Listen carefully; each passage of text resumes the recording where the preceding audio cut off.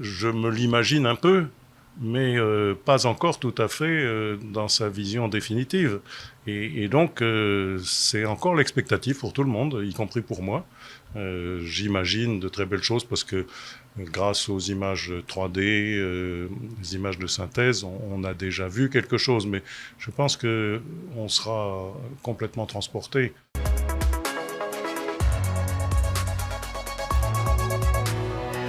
On sent qu'on approche, par exemple, j'ai vu très récemment, le sol a été refait, le dallage, mais il est recouvert par des planches, etc., pour éviter d'être abîmé. Voilà. Mais donc c'est très plaisant de voir le sol nouveau, si j'ose dire, le dallage nouveau qui est revenu.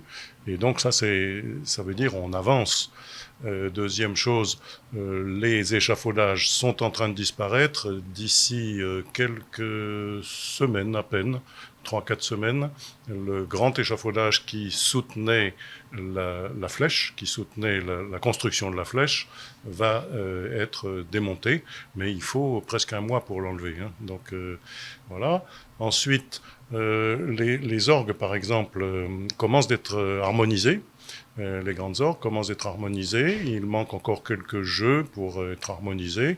Vous savez, il y a 8000 tuyaux. C'est quelque chose d'extraordinaire. C'est un travail magnifique. La clé de voûte a été installée et la Vierge peinte à l'intérieur de la clé de voûte est revenue. Je m'en suis approché presque à la toucher. Ces jours-ci. Pour le moment, c'est un puzzle, voilà, et dont on n'a pas encore mis les dernières pièces. L'emmarchement de l'hôtel est en train d'être préparé, mais il ne sera installé qu'au mois d'octobre.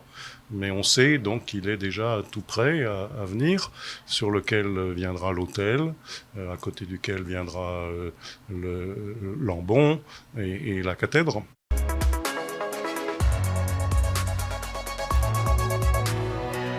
Un lieu de paix, même s'il y a beaucoup de monde, puisque par exemple les visiteurs pourront s'isoler un petit moment dans les chapelles latérales des deux nefs latérales et du déambulatoire pour prier s'ils le veulent, pour rester un petit moment. Et elles sont toutes ouvertes, elles sont toutes disponibles à la visite et au silence, à la prière. Bien sûr, il y aura devant le tabernacle la possibilité d'une adoration plus silencieuse, mais c'est quand même très intéressant d'imaginer qu'à travers cette cathédrale remise complètement dans un si bel état, à la fois les fidèles pourront venir prier seuls ou avec d'autres, et en assemblée, la liturgie de l'Eucharistie se déroulera toujours au maître-autel, à l'autel principal, mais ils pourront aussi venir, pour s'ils ne le connaissent pas, ce sont des visiteurs qui ne connaissent pas le christianisme, ils pourront, je l'espère, découvrir quelque chose de la foi chrétienne à travers cette visite.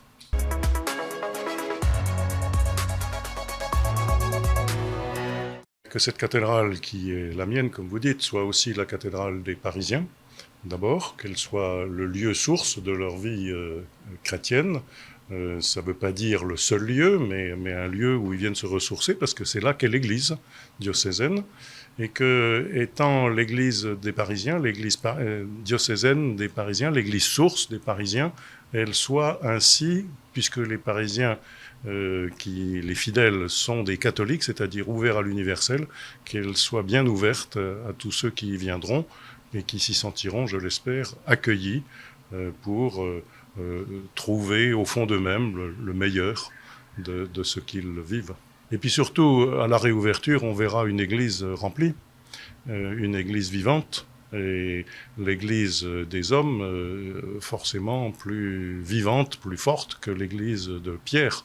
Mais l'église de Pierre est faite pour que les hommes puissent s'y rassembler, chanter la louange du Seigneur et l'implorer pour tout ce qu'ils ont à faire.